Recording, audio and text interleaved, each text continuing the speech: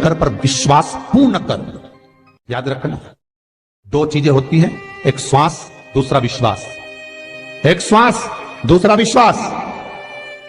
अगर श्वास है तो शरीर टिका रहता है, और अगर विश्वास है तो भगवान की दृष्टि हम पर टिकी रहती है। श्वास से शरीर टिकेगा और विश्वास से परमात्मा टिकेगा। अब तुमने सब कुछ कर लिया, नग आभूषण रतन माणिक मोती सब बदल कर देख लिए, घर का दरवाजा भी बदल कर देख लिया, पलंग का रूम भी बदल कर देख लिया, सब कुछ कर कर देख लिया, दान भी बहुत करा, पुण्य भी बहुत करा, सत्कर्म भी बहुत करा, जैसा जैसा जिसने बताया सारी पूजा कर ली, पाठ कर लिया, अनुष्ठान कर लिया। और अब सब कुछ करने के बाद एक काम करो, मेरे देव अधिदेव महादेव पर विश्वास करो। और विश्वास करना ये कि अब वो संभालेगा, अब हमें कुछ नहीं करना। अब सुख देगा तो वो, दुख देगा तो वो, अब भूखा भी मरूंगा तो उसके दरवाजे पर, और खाऊंगा भी तो उसके दरवाजे पर। धन देगा तो वो, जब वो चोर को कुबेर बना सकता है तो मुझे क्यों नहीं। संपदा देगा तो वो, और बर्बाद भी करेगा तो वो करेगा। दे दिया उस पर विश्वास। श्वास से शरीर टिका रहता है, विश्वास से भगवान टिका रहता है। ये पूरी संपूर्ण सृष्टि विश्वास के बल पर ही तो टिकी है। एक लड़का लड़की को नहीं जानता, एक लड़की लड़के को नहीं जानती, रिश्तेदार जितने शादी में आए सब अपने अपने घर चले गए। जरा विचार करिए, मात्र एक काले मोती के धागे से, मंगलसूत्र से, जरा सा मांग में सिंदूर डाल देने से, पांव में बिछुड़ी पहन लेने से, अग्नि के 7 फेरे ले लेने पर, या कोर्ट में खड़े होकर केवल सिग्नेचर कर देने पर, या किसी भी धर्म शास्त्र के अनुसार थोड़ा सा कर देना कि ये विवाह है, तो उसको लोग स्वीकार कर लेते हैं और विश्वास पर इतने टिक जाते हैं कि पत्नी पति के बिना नहीं रहती, पति पत्नी के बिना नहीं रहता। ये विश्वास ही नहीं तो क्या है? कौन किसका संसार में, कौन किसका? पर एक अग्नि के फेरे लेने पर, मात्र गले में मंगलसूत्र बांध देने पर, मात्र पांव में बिछुड़ी या मांग में सिंदूर डल जाने पर, यह विश्वास हो जाता है कि ये मेरा पति है, और उसको विश्वास हो जाता है कि मेरी धर्म पत्नी है, ये मेरी पत्नी है। ये विश्वास है। जब इतना विश्वास तुम पर हो जाता है कि पत्नी जब कक्ष में आती है, ढेरों रकम, संपदा, अलमारी की चाबियां, सारा घर उसको सौंप दिया जाता है। कितना विश्वास होगा एक पराई लड़की पर, उसको दे दिया। और कन्या भी संपूर्ण विश्वास रखकर मायके से जो लाती है वो पति को दे देती है। कितना विश्वास होगा? ये विश्वास नहीं तो क्या? विश्वास ही तो है। मां ने बच्चे को जन्म दिया, बच्चा पैदा हुआ, सिस्टर ने कहा ये तुम्हारा पुत्र है, विश्वास के बल पर ही तो मां ने स्तनों से दूध पिलाया कि मेरा पुत्र है। सिस्टर बदल देती तो तुम तो बेहोश थे, तुम्हें तो होश ही नहीं था, तुम तो मूर्छा में थे। पर विश्वास के बल पर कहा कि ये तुम्हारा पुत्र है, विश्वास के बल पर कहा कि यह तुम्हारा है। विश्वास के बल। शरीर में श्वास है तो शरीर टिका है, और अगर इस दिल में विश्वास है तो भगवान टिका है। जब सब दूर से हार जाओ, संपूर्ण सृष्टि से ठुकरा दिए जाओ, जब कहीं कोई काम ही ना बने, तब उसकी शरण जाना जिसकी शरण में 33 कोटि देवता भी चले जाते हैं। तब उसके पास, तब उसके करीब जाइए और विश्वास रखकर उससे दिल की बात करें। और जब महाराज पूर्ण विश्वास रहता है ना, एक बात और याद रखिएगा, विश्वास जब टूटता है, विश्वास जब समाप्त होता है, तो रक्त नहीं बहता, भीतर घात कर जाता।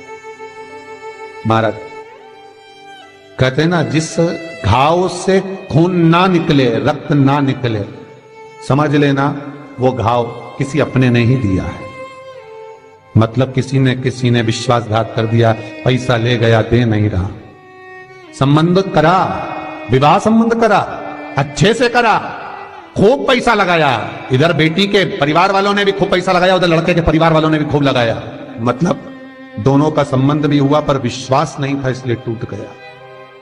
उसमें रक्त नहीं निकला, उसमें केवल भीतर से जो चोट हुई है वो अपनों ने, प्रेम में, करुणा में, वात्सल्यता में, स्नेहता में जो विश्वास होता है, जब वो टूटता है तो रक्त नहीं निकलता, व्यक्ति पूरा ही टूट जाता है संपूर्ण। तो निवेदन है, दोष देखना है तो पितृदोष मत देखो, पंडित जी से कहकर वास्तु दोष मत देखो, पंडित जी से कहकर पत्रिका में दोष मत देखो कि दुख क्यों आया। पत्रिका देखोगे तो पंडित जी भी कहेंगे बहुत अच्छी पत्रिका है, बहुत सुंदर चंद्र, बहुत सुंदर लगन, बहुत बढ़िया, 3 महीने बाद अच्छा दिन आने वाला है, और 3 महीने निकलने के बाद जैसे कि वैसे दिन है, तो फिर क्या है? फिर जाकर पंडित जी से पूछा, आपने तो कहा था पत्रिका में सारे ग्रह अच्छे हैं, फिर ये 3 महीने बाद बोल रहे थे कि ये वाला अनुष्ठान कर लेना, ये कर लेना, फिर अच्छे दिन क्यों ना आए? कहां गए? वास्तुशास्त्री से जाकर कहोगे तुमने तो कहा था ये पाइप बदल दो, ये स्थान बदल दो, अच्छा हो जाएगा, फिर क्यों नहीं हुआ? हमने सब कर लिया, आपने जैसा जैसा बताया सब करा, फिर क्यों नहीं हुआ? समझ लेना, जब मुसीबत कट नहीं रही है, दुख समाप्त नहीं हो रहा, तो ना तो पितरों का दोष होगा, ना वास्तु का दोष होगा, ना पत्रिका में दोष होगा, ये अपने कर्म का दोष होगा जो व्यक्ति नहीं देख सकता, जो व्यक्ति नहीं देख पाता। गांधारी के 100 पुत्र मरे हुए पड़े हैं और भगवान कृष्ण से कहती है कि मेरे पुत्र मर गए, मेरे पुत्र, और मेरे पांव के नीचे इनके शव पड़े हैं। ये क्या है? मैं राजमाता, मैं राजरानी, मैं गांधारी हस्तिनापुर की रानी, और मेरे पुत्र ये शवों के ढेर के रूप में पड़े हैं। ये कृष्ण क्या है? भगवान कृष्ण कहते हैं यही कर्म का दोष है, यही कर्म का दोष है जो तुम पूर्व में कर आई हो। सुंदर बनने के लिए तुम एक राजकुमारी थी, सुंदर बनना चाहती थी, हाकिम से कहकर तुमने दवाई बनवाई, उसमें 100 केचुओं को पिसवा कर डाला। वो 100 केचुए जो तुमने मरवाए थे वो तुम्हारे ये पुत्र बनकर आए, तुमने मरवाए थे, इसलिए तुम्हारे सामने मरे हुए पड़े हैं। ये कर्म का दोष है। और बहुत ध्यान देना मदन, गांधारी के पास में, माता गांधारी के पास में, धृतराष्ट्र के पास में तो गुरु द्रोणाचार्य जैसे गुरु थे, भीष्म पितामह जैसे इच्छा मृत्यु मांगने वाले भीष्म पितामह जैसे विद्वान थे, संजय जैसे, विदुर जैसे, एक से बढ़कर एक ज्ञानी गांधारी और धृतराष्ट्र के पास थे। बचा लेते कौरवों को, कोई बचा सका नहीं। एक माता के सामने उसके पुत्रों के शव पड़े हुए हैं, एक पिता के सामने उसके पुत्र का शव पड़े हुए हैं, 100 कहा अगर बचाना होता तो बचा लेते, इतने बड़े बड़े गुरु तुम्हारे साथ में थे। तो गुरु द्रोणाचार्य से कहा गांधारी ने कि आप कुछ करिए। गुरु द्रोणाचार्य कहते हैं मैं सब कुछ कर सकता हूं पर व्यक्ति के कर्म में लिखा हुआ काट नहीं सकता। कर्म का लिखा हुआ जो भोगना है वो केवल एक ही काट सकता है और वो देव अधिदेव महादेव ही हो सकते हैं। ये गुरु द्रोणाचार्य ने गांधारी को कह दिया था, और केवल एक गांधारी को नहीं बोला है। गुरु द्रोणाचार्य ने जब गांधारी और कुंती दोनों बैठे हुए थे, गांधारी और कुंती दोनों राजसभा में विराजमान थी, और दोनों ने पूछा ये दुख मिटाइए गुरुवर, हम आपकी शरण में आए हैं, ये दुख समाप्त कर दीजिए, ये कष्ट मिटा दीजिए।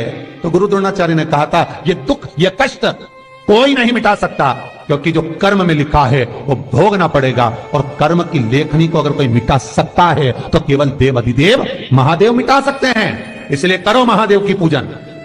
गांधारी ने अपने पुत्रों को बुलाकर कहा कि शंकर जी का शिवलिंग लाओ, घर में पूजन करो, शंकर का अनुष्ठान करो, शिव का अभिषेक करो, शंकर की पूजन करो।